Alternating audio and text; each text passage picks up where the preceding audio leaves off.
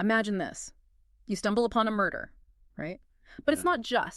not just a murder. It's like a key unlocking these hidden layers of conspiracy in society. Yeah. Really shows how fear can just, embed itself and change everything. Makes you think, doesn't it? How can a classic mystery novel like this one really pull back the curtain on those deep-seated anxieties, that whole struggle between order and, well, chaos? It's a fantastic question, and it's something Arthur Conan Doyle explores just masterfully. Today, we're not just giving you a summary, we're really going deep into the Valley of Fear. It's such an iconic Sherlock Holmes novel. Yeah. We want to figure out how Doyle actually crafted it, how he built it to really grab your intellect, but also stir up your emotions. Exactly. This isn't your standard plot recap. Yeah. Our mission here is to pull out the really potent insights. We're doing a rhetorical analysis of this book, helping you understand the mechanics, the genius underneath that makes it so powerful, so enduring. And just a quick heads up for you. You are experiencing a unique two-host AI conversation powered by Google's NotebookLM for deeper, more dynamic book analysis. So let's set the stage. Okay. Let's start with the architect, the mind behind it all, Arthur Conan Doyle. He wasn't just some writer, was he? He was a physician, a huge literary figure known globally for Sherlock Holmes, obviously. How does that background shape the writing? And maybe more importantly, how does it build his credibility with us? Well, that's fundamental to his ethos. His credibility as a writer, his background in medicine, that reputation for sharp observation, for logical thinking. Right. It feeds directly into the story. Right. When you pick up one of his books, there's this implicit trust, isn't there? You expect the world he creates to be, intricate, believable, logical. And that trust lets him spin these incredibly complex tales, and we, as readers, just go along for the ride, believing in the twists. And the timing of this book is quite specific, too. He wrote it, between 1914 and 1915? Yeah, exactly. What was going on then, in the world, in literature? Why was that the moment for a story like this? Oh, it's a really pivotal time. Society was in flux. The Great War was just starting to cast this enormous shadow. And there was this massive public hunger for detective stories.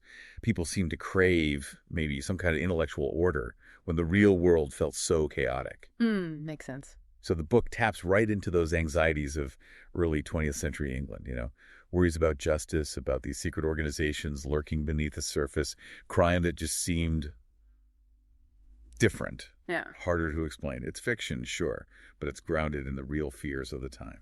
So who is he aiming at? Who was the original audience? And why does it still grab you, the listener, today, over 100 years later? Well, initially, the main audience was the reading public back then, early 1900s, especially people fascinated by crime, by puzzles, by Holmes' rationality. That whole detective genre was booming. Right. But the reason it lasts, I think, is the themes are just timeless. The thrill of a mystery, searching for truth amidst lies, the fight for justice. These aren't just historical things. They're universal human drives. They hit home no matter when you're reading it. So let's boil it down. What was Conan Doyle really trying to do with the Valley of Fear? I mean, beyond just writing a good yarn, what bigger ideas was he tackling? It was definitely layered. Entertainment, sure, that was key. And it's a fantastic vehicle for Holmes's incredible deductive skills. But he's also digging into some really deep, sometimes quite dark concepts. Like what? Like the nature of fear itself. What is justice, really? The complexity of crime, especially how it crosses borders. You've got Britain and America in this story. It's designed to hook you intellectually, but also crucially to get under your skin emotionally. And the subject matter itself. It starts with a murder, but it goes much deeper than that. Oh, far deeper. It kicks off with Holmes looking into what seems like one isolated murder. But that thread, once pulled, unravels this huge, frankly terrifying conspiracy tied to a secret society. The themes running through it are so rich. Duality, hidden identities, double lives. Yeah, that's a big one. Then there's loyalty, often tragically twisted. The clash between justice and pure vengeance. And interestingly, even the limits of Holmes's logic, when it slams up against just raw, brutal evil, it's surprisingly dense stuff. And the tone. It really seems to shift quite dramatically, right? You start with that cool Holmes logic, but then... Absolutely. It opens with that familiar, almost clinical rationality we expect from Holmes, those precise deductions. But as the story unfolds, especially when it delves into the history of the Valley of Fear itself, the atmosphere just darkens. It becomes genuinely suspenseful, filled with dread. How does he do that? A lot of it is down to his diction. His word choice is so precise. And his syntax. He uses stark, sometimes chilling language. And he varies sentence structure, Short, sharp sentences build tension, while longer ones might explore complex thoughts. He knows exactly how to manipulate the mood to make you feel that creeping unease. That's really interesting. It's like he's using a toolkit, specific rhetorical appeals to pull you in. Let's talk about how he builds that trust, the ethos, through Holmes. It's almost like we trust Holmes before he even opens his mouth. That's it, exactly. That's ethos in action. Doyle relies heavily on Holmes's established reputation, that icon of logic and intellect.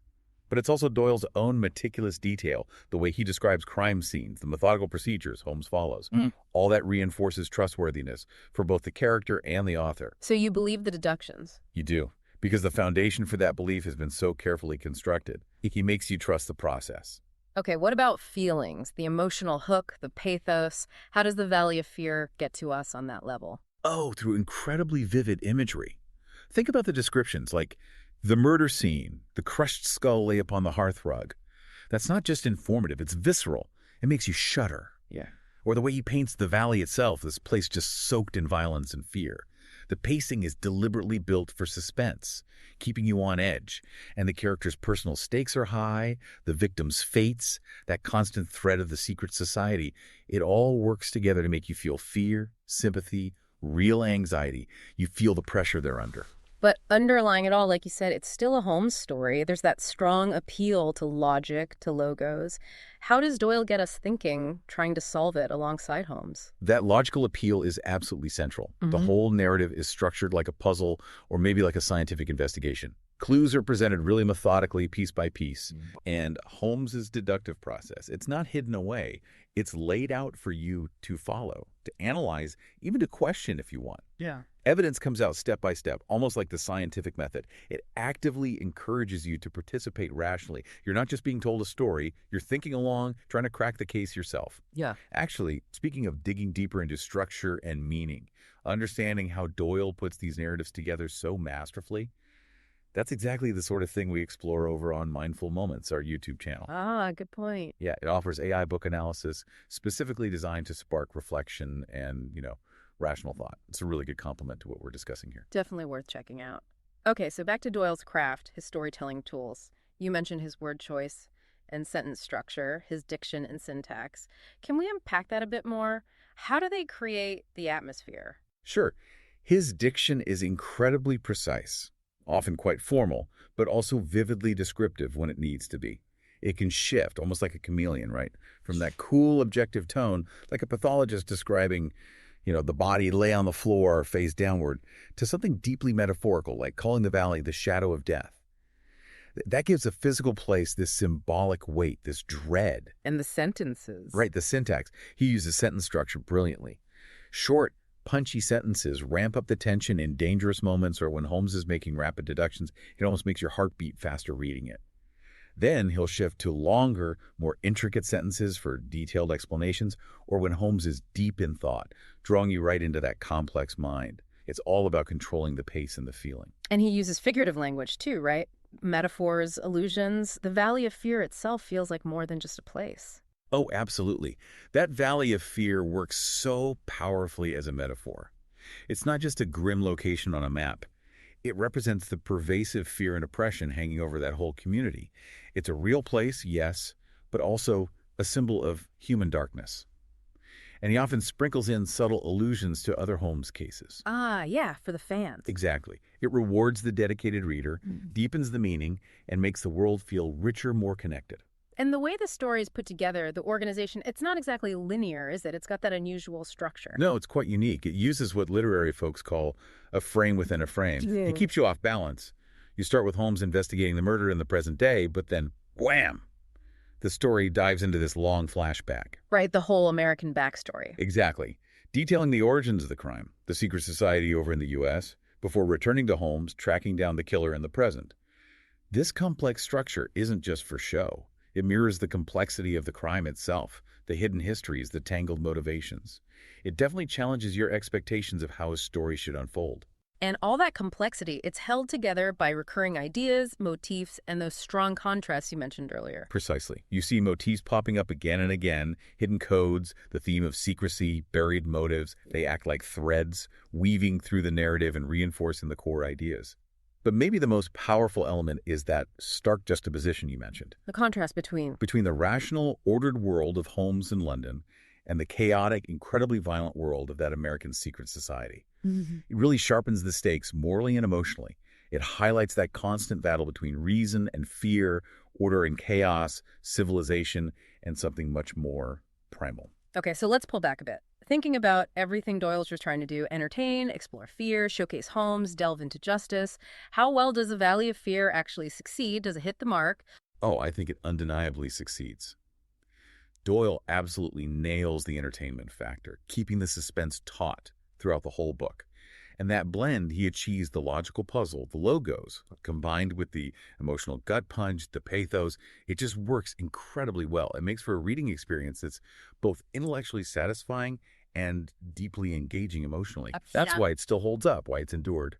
And how did audiences react both back then and, readers today? Did it give them what they expected from a Holmes story, or did it maybe surprise them a little? Well, it definitely delivered on the core expectations. Hmm. Holmes using his brilliant mind, the dramatic reveals, that's classic detective fiction. And audiences loved it. They wanted to see reason win out. But as you hint, Doyle also throws in a curveball, doesn't he? The ending. Yeah, that ending, somewhat ambiguous, a bit unresolved. It leaves you with this lingering feeling, maybe a slight unease, which is different from some of the tidier Holmes conclusions. It subtly subverts expectations, I think. Interesting. And what about the logic within the story? Does it all hang together? Is it consistent deductively? For the most part, yes. The coherence and the deductive rigor are remarkably strong, which they have to be for Holmes. Every clue seems to fit.